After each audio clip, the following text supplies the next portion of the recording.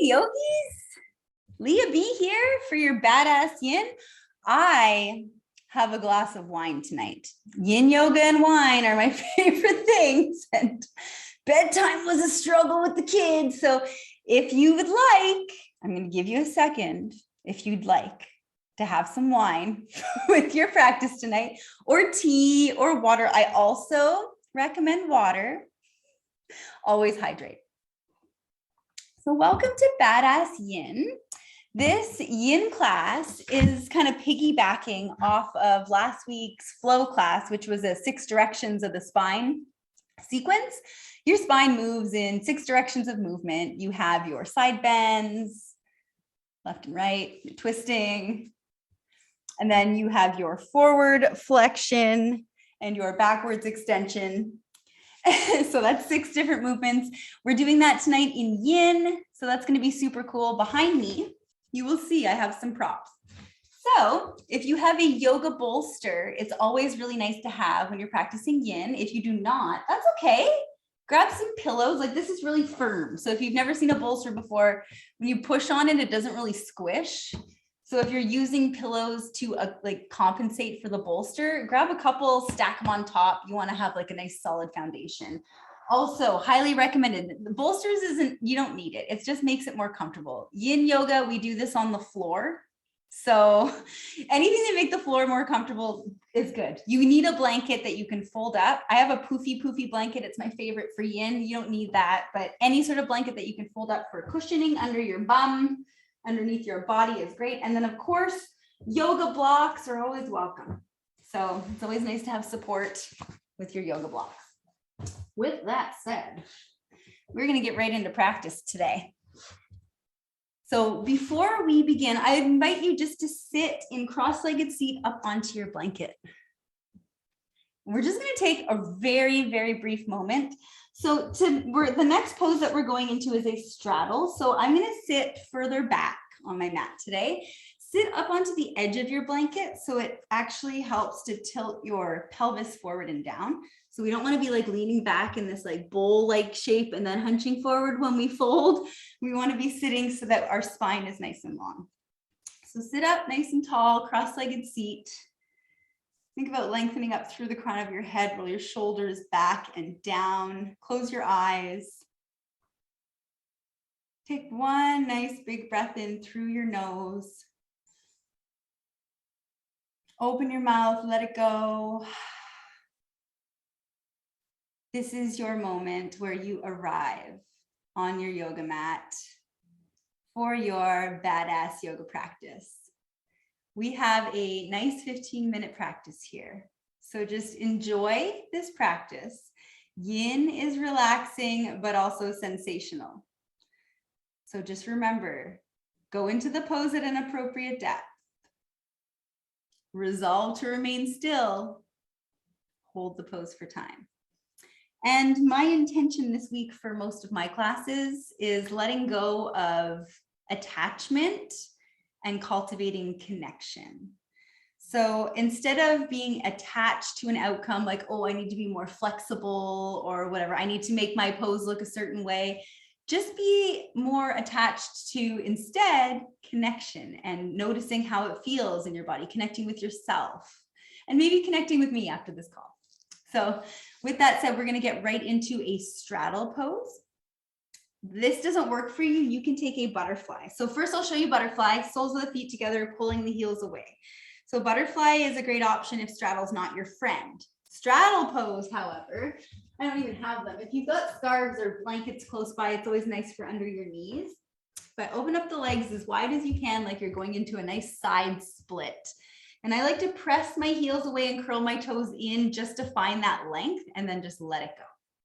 We're taking some side bends. So a bolster is nice for the side bend, or you can use a block or a pillow, whatever lifts you up. We're going to be here just for a minute, and I'm going to start a timer for it just so that we can really settle in. So I would love for you to have your straddle set up, or butterfly if straddle's not your friend. And we're just going to come into the left side first. So settling in, bring your forearm down either on top of the leg or inside the leg on some sort of cushion or block. And just think about really opening your right shoulder open as you lean to the left. And your hand can go behind your back onto the small of your back, or you can just have your hand at your side, whatever feels good. Also overhead is another option, and you can kind of cradle your head with your hands. So I'll start a 1 minute timer, and we'll just allow ourselves to marinate here for a minute.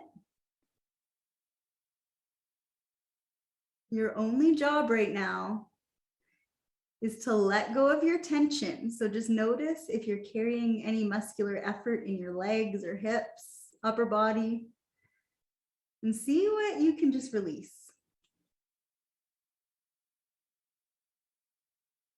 The best way to do that is to bring your attention into the area that you feel the most sensation and just seeing if you can soften.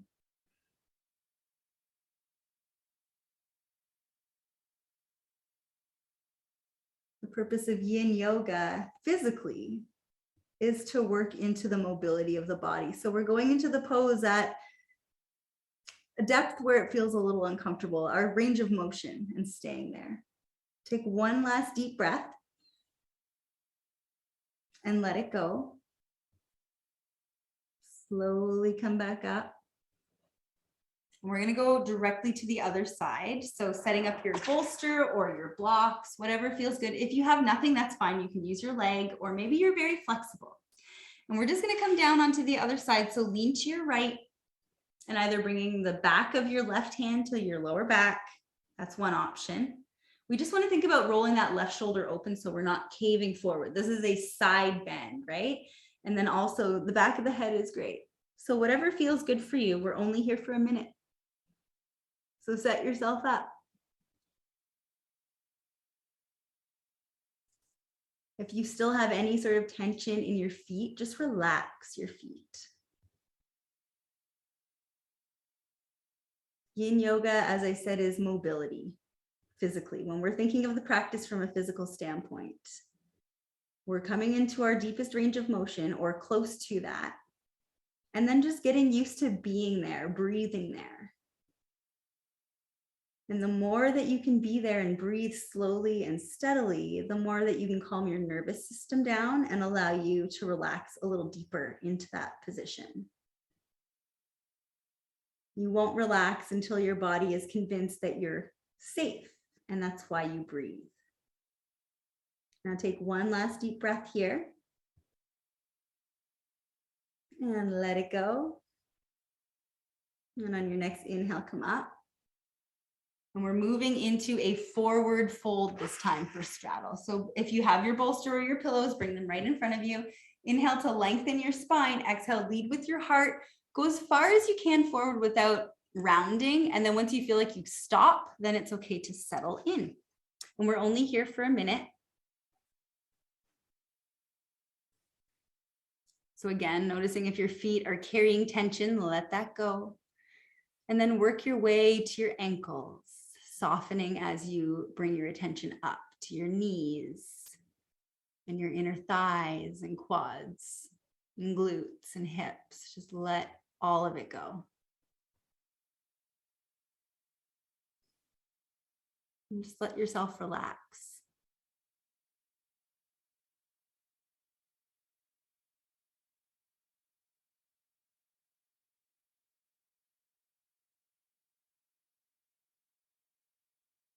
The more you can breathe fully in and out through your nose, slowly, steadily, with awareness on how your breath affects your body as you breathe. You're doing yin. Take one last deep breath in this pose. Exhale, let it go.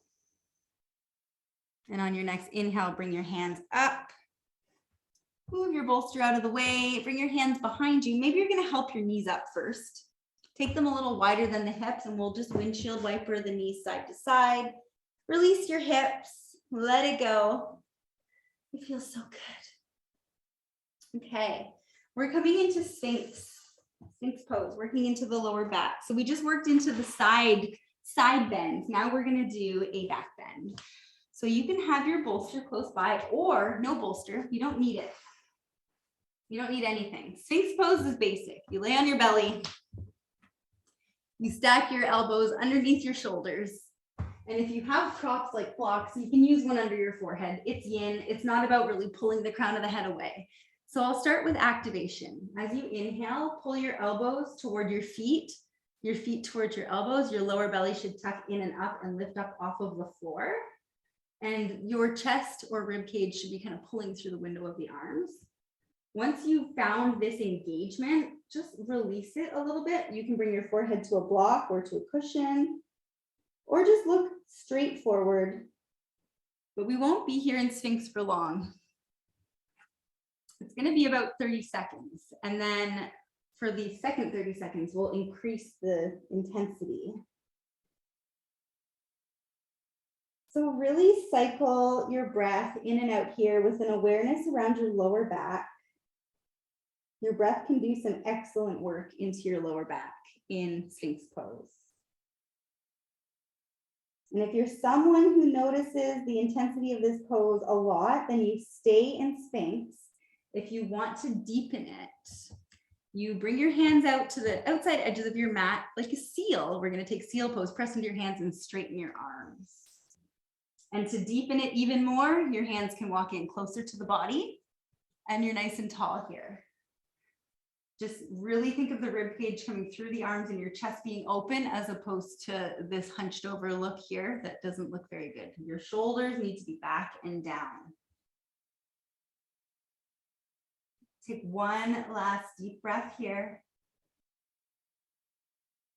And let it go nice and slow. Come all the way down onto your belly. Forehead comes down onto your hands. And just take a moment and rest here.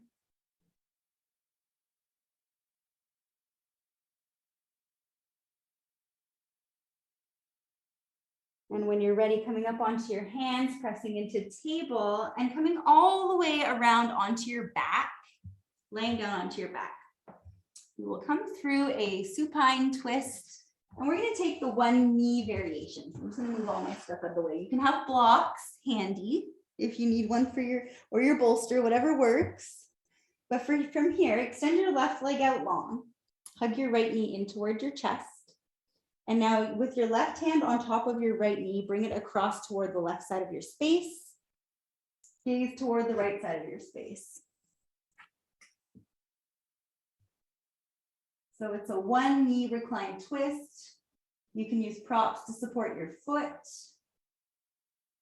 I have my left hand on top of my right knee to help with a little bit of gravity. The hand being on the knee brings the knee down a little lower. But just really breathe into that twist. We did side bends, we did a forward bend, we did a back bend. Now we're working into the twist toward the left.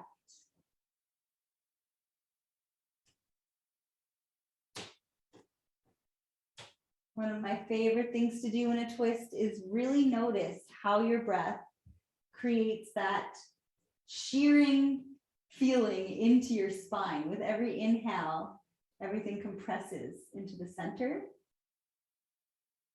And with every exhale, you're moving a little deeper into that twist and just wringing everything out. Take one more deep breath.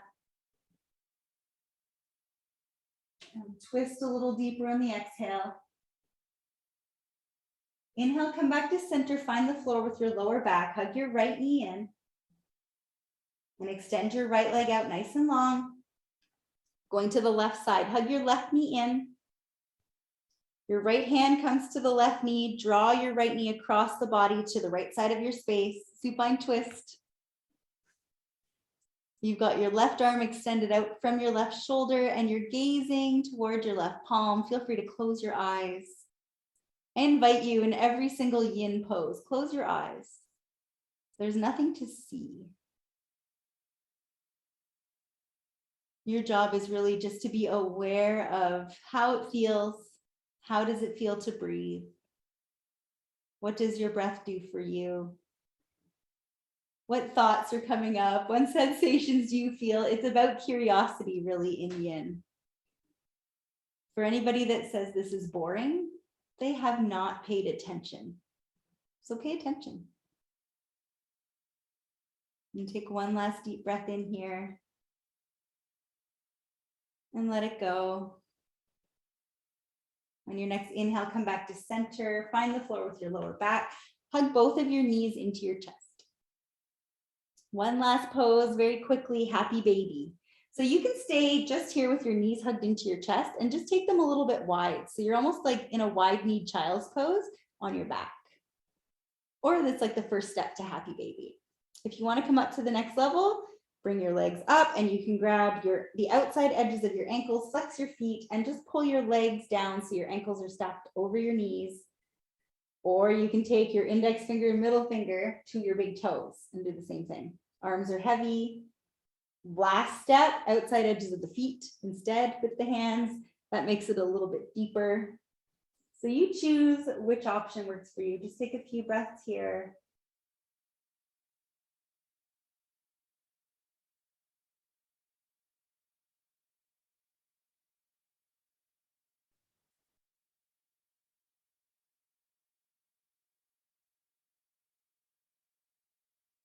And on your next exhale, bring your heels towards your glutes.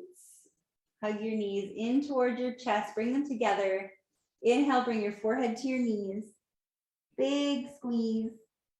And as you exhale, extend your legs out long. Take up lots of space on your mat. And just enjoy a nice, very brief this evening Shavasana. And just reset everything. Find stillness. Find peace.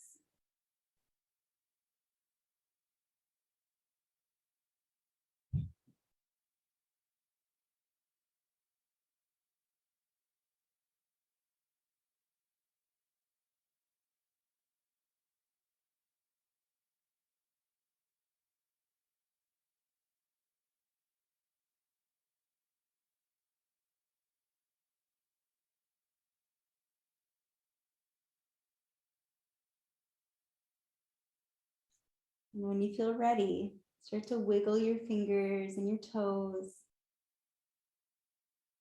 Let's take one last big stretch together. Bring your feet together and reach your arms up overhead. Big breath in, stretch from your toes to your fingertips. Big breath out, let it go. Bring your hands to heart center. Let's close our practice here with this message. Let go of attachments.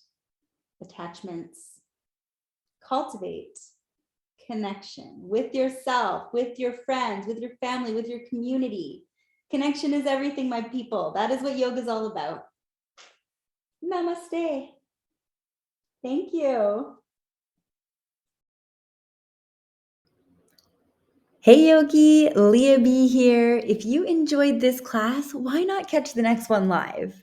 I host free 15-minute yoga for active bodies classes every week. All you have to do is head over to leahyogachick.com and register, and I'll send you the Zoom link. See you there.